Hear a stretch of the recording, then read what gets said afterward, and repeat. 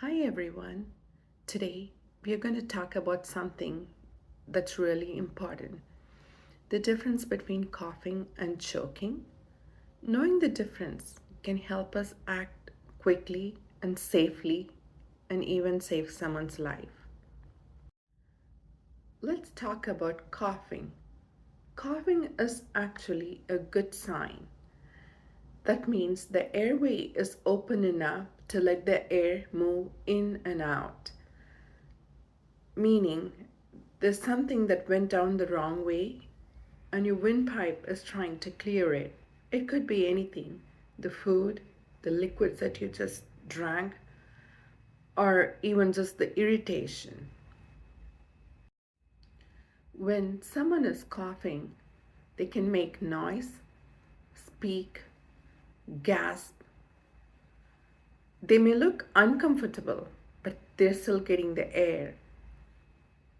So, what do we do if someone is coughing? Encourage them to cough, keep calm. That's the best way to help them. Now, let's talk about choking. Choking happens when the airway is completely blocked. You're not getting the air, and the air is not moving through your windpipe. The signs of choking would be not able to breathe, not able to cough, little or no sound, panicking, silent cry, or the universal sign where they hold their neck, attempting to breathe, or even the skin turning red or blue. When someone is choking, they cannot cough effectively.